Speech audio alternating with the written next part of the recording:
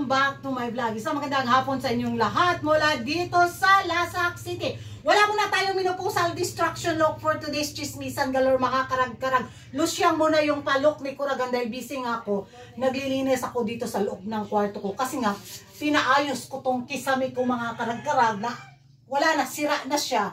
Pag umuulan, tumutulog talaga dyan yung tubig ulan. So, panay irog ko yung bahigaan ko, nakaka-stress galore.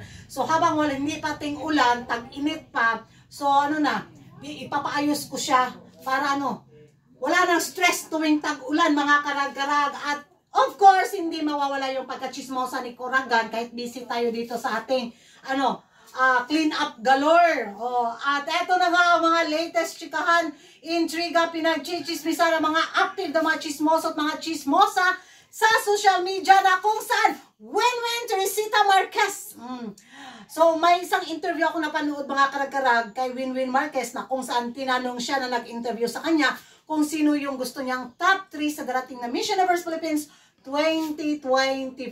Very, very, very interesting yung mga kandidatang nabanggit ni Winwin Marquez. Parang hindi masyadong napapag-usapan dahil hindi ganoon kalakas yung impact niya sa mga fans.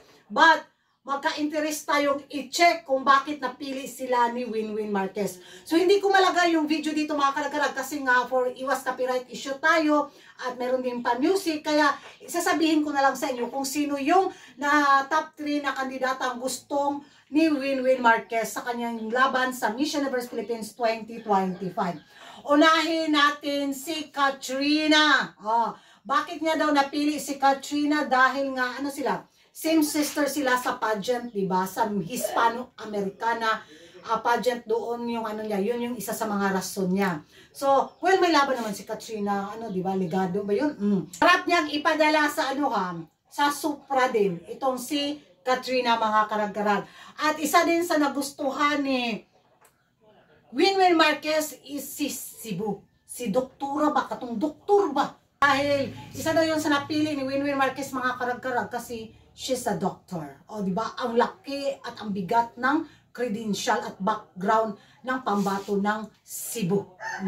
Biruin nyo, pag manalo itong doktor ng Cebu sa Miss Universe Philippines 2025 at kung sakaling manalo ito sa corona sa Miss Universe crown tapos magla-live ceiling lang sa paninda ni sa paninda ni Sitang at sa ni Raul, di ba? Parang sana hindi na lang ako nanalo sa corona kung ganito lang yung advocacy ang gagawin ko, di ba? Yung magbebenta ng mga paninda sa Miss Universe, di ba? Sayang. Parang ikaw yung maghihinayang sa bigat ng credential background ng pambato ng Cebu kung sakaling magwagi ito sa corona sa Miss Universe Philippines 2025 at maging Miss Universe 2025, di ba?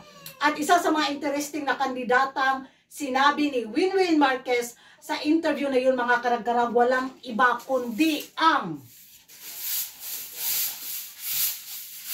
pambato ng Camiguin. Hoy! Hindi ko na-check yung pambato ng Camiguin mga karag-karag.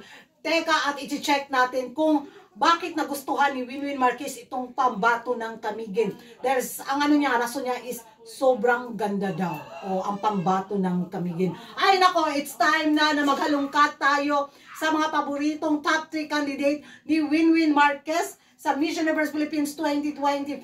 Katrina, Cebu at saka si Camiguin. Sa tingin nyo mga karag-karag, ano yung magiging reaksyon ninyo sa napili ni Winwin Marquez sa kanyang laban sa Miss Universe Philippines 2025 sa kanyang top 3 list. Interesting. Mag-ingay tayo sa comment section. Game mo naman ako microphone ng silig.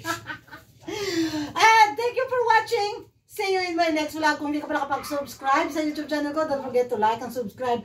Kuragan, karagang babae lagi nagkarag-karag. Laban ito para sa pangkabuhayan. Showcase para sa ekonomiya mo. Tiliwas na may panilig. Dyan sa akong pag-umangkon. Ay, kaabog.